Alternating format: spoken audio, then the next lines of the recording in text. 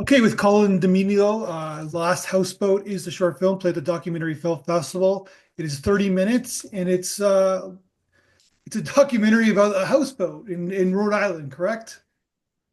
Yeah, it's a little wooden box, basically. They used to call it out on the shore of Watch Hill, Rhode Island. And I just thought it was always such a unique vessel. I had the opportunity to go out there as a young kid because I knew the family very well. And just always thought it was a unique experience and it was a story that deserved to be told. So you're from Rhode Island originally? I'm from Connecticut originally, and so is that family. We lived like three houses down the street from each other. But they anchored the boat out in the coast in Rhode Island, so they would keep it at a marina in Rhode Island, and then so in the summertime they would kind of venture out there. But they were from Connecticut as well.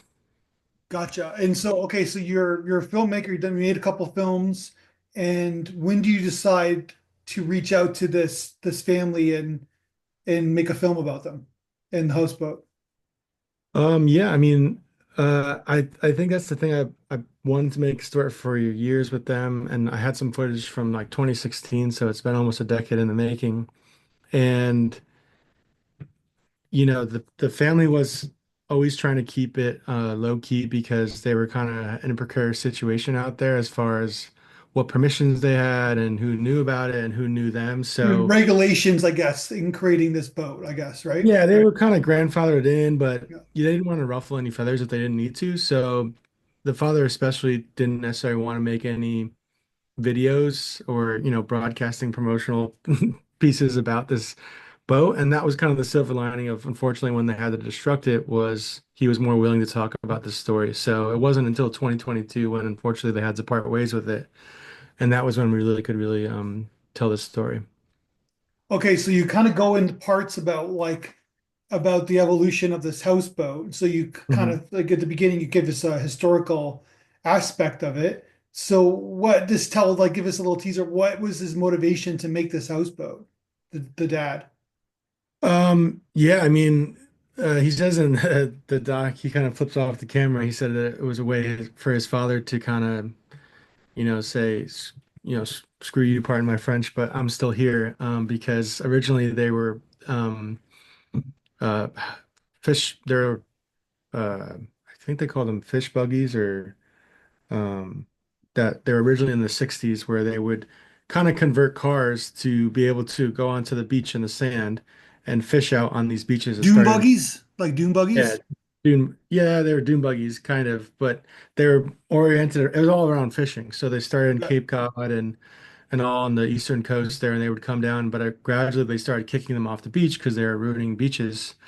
And so this was their way to still be out in the water and still fish, but not disrupt any of the land and the coastline. So So I guess rule number one when creating a boat, it has to float, right? yeah, So how do you do that? Do you know?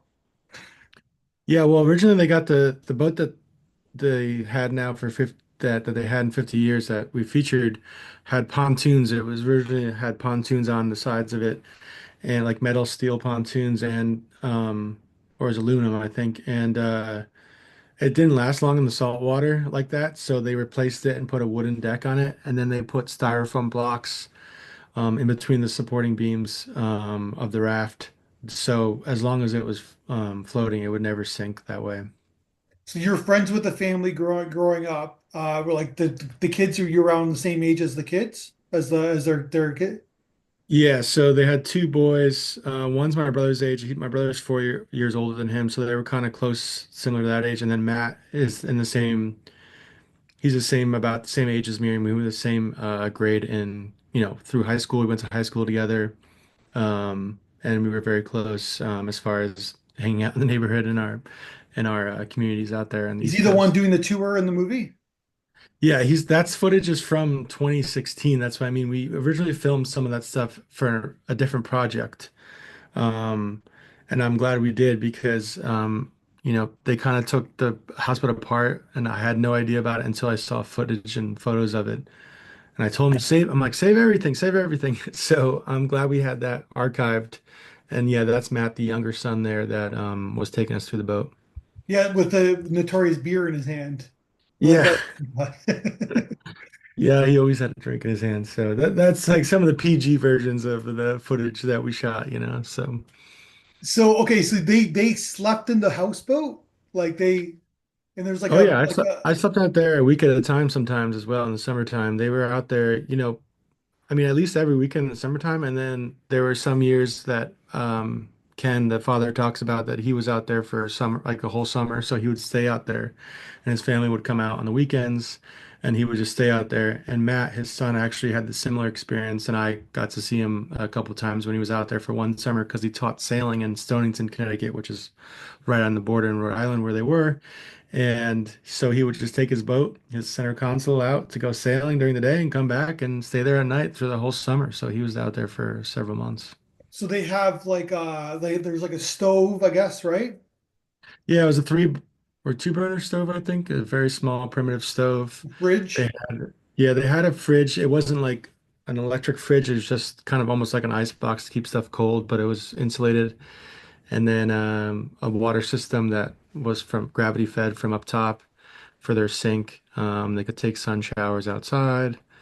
So yeah, it's very primitive, very basic, but you know, it was I thought it was everything you need when I was out there, and I thought it was pretty cozy and pretty fun I experience. saw a computer on one of the desks. They have like you could call internet or I guess Wi-Fi there. I think later on they may have integrated some of that, but I don't know if they had actual Wi-Fi. They had like LED and battery systems that they could hook up certain things to, but Mhm. as far as its own Wi-Fi system, I don't think they had it at the towards the end. So you talked about that they were grandfathered, meaning that they changed the law where they couldn't people couldn't make these houseboats anymore, and they were like since they did it before the law was changed, they were able to keep it. Yeah, it was this weird kind of situation where they because there also used to be a community of them when they first got out there. There was like four or five of them, so it was kind of known thing. And then because they became only like the last houseboat left, they kind of like, you know, were this specific target as opposed to like trying to take down a whole group. But they during the hurricane of it was a horrible hurricane on the East Coast. I think it was 30. I forget what year. It was the early 20th century that destroyed a lot of that property that was out there Mhm. on the Napatree Valley on the coast there.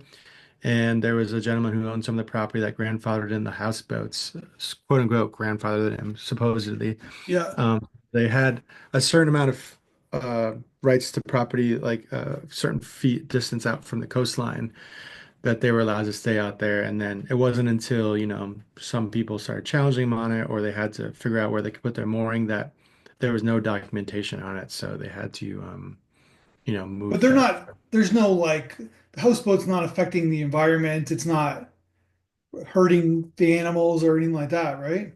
Well, that was unfortunate. I mean, we didn't really get to it in this piece just because it already became so long as it was. But technically, in 20, I think 2020, they moved from that area and moved further up the river because they were didn't want moorings over there in Napatree Point because they were arguing it was messing up the reef and some of the underbed where, you know, obviously a lot of living organisms are. So they had to move further up the river, which we kind of didn't specify in detail just because it seemed like an unnecessary detail, but that was one of the reasons that they ended up moving. And then it just became such a process for them because of X, Y, and Z and why it contributed to some of the reasons for them breaking it up in the first place. So tell me, okay, so tell me about the you want to make this film. You did one film, you did the film before the Mayfair Yep. film before this one, and then you jump into this film. You got some stock footage? Obviously, you got footage from 2016, but you also kind of get some other shots. You do a hmm couple of interviews. Did you have like a game plan, exactly what you wanted to do in this film? Did you know it was going to be 30 minutes? No, originally I thought it was just going to be like a short 5 minute vignette, like video for the family that I would share with them. And then I'd selfishly get to, you know, like get more experience, you know, making film. And then, you know, the parents and the family were like, well, you should talk to this person, you should talk to this person, and here's all this footage. And then they started giving me like they had all this VHS footage that we were able to digitize, which was amazing, of them out there throughout the decades. So it really just kind of developed into this thing. And then like the interviews, like the other brother Mario there, once we added his interview, it almost added another 5 minutes alone. And then there was some really great stuff, some of it which we didn't even include, but I feel like it was so necessary. So it really kind of developed over time, and that's what I talked about when we shared some of this with people that, you really don't have a solid script going into a documentary. Like you have a story, and Yeah. the script you kind of find, and the story you kind of find along the way. And, we set out to tell a story about this houseboat, and it really became a story about this family. So. It's also a story about the area. It's almost like that's a character in itself. Sure, yeah, it's such a unique area and such a beautiful area, and that's why they felt so lucky and spoiled that I think the father says it or the uncle does that they got it on beach property, the cheapest way possible, and all these mansions over there didn't have the view that they had because they had an unobstructed view of the water and the ocean, so it was a pretty sweet life for a while. And this is part of your childhood too, right? So you have this nostalgia memories of this area as well. Yeah, I mean, I was out there as a kid. I mean, we'd be playing Monopoly in the kitchen and in the houseboat, and it was such a great summer vacation because, again, you felt like you had your own private beach, and we would explore. They had some old military forts on the beach there that me and Matt would explore and go into town and watch Hill, and it was just a very unique experience. Which, again, I think it resonates with people because we all have different family traditions that we may have had growing up that Yeah. um, kind of and spark some of that. And this was just such a unique version of that. Because later on in the film where you show you referenced it before, so I'm not giving anything away, but you kind of show that they take down the houseboat. It's sort of sad in a way. It's like you Yeah, and that's because what I I was think as hoping an to. audience we like the houseboat. We want to see it around forever. I know, and that's what I was hoping to build to. I mean, when you tell a story, you want to make sure you answer like, so what? Like does it have Yeah. impactfulness? And I mean, I didn't want to like not show that in the beginning because like it's not like I want to show the end almost in the beginning, but also I would hoped that I build enough character to this family and to this boat that it really did have a emotional climax when it was destroyed, and I feel like we did build to that. I mean, the family was definitely emotional when they watched it, so that was, Yeah. I mean, there was like their opinion was one of the few opinions I really valued and cared about because this is their history, so it was great to see how much emotion it evoked out of them. So that was my further question, but you did show them the film. They did see the screening, and now their life is now it's documented. They can show their grandkids, and you give them historical kind of document of their life. Yeah, they loved it. They watched it multiple times, which I really, really warms my heart because I wanted to do this for them, and in theory was the whole reason behind it. And the father, again, he was kind of stubborn of telling this story in the beginning, and even after it was because he didn't think anyone would care about this or it was worthy of a story. And even when we started filming stuff in his interviews, he was like coming around to it. He's like, maybe there is a story here. So I think they really just were so thrilled with the process and excited to see it come to life. So how was the editing experience? Did you do it yourself? Did you edit the film yourself? Yeah, I edited it myself, which was crazy. Because it evolved so much over time from 5 to 10 to 20 to 30 Yeah. minutes, it just became such a big project and a mixed media project as well with so many different assets. So it was really daunting, like coming in and cutting it. And breaking it up into parts really helped because you could focus on, okay, this is part one, like let's make this perfect and, and move on to other parts. So you could like make mini movies in themselves but that didn't even come till later. So it was kind of daunting just looking at a 30-minute timeline sometimes and just trying to piece everything together. So, but it was a great learning experience and I definitely took a lot away from it. So what are you working on now?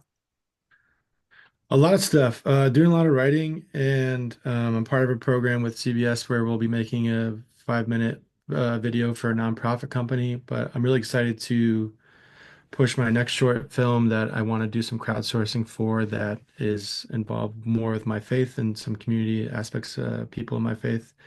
So we're hoping to do some crowdfunding for that at the end of this year and hopefully start filming at the end of this year as well.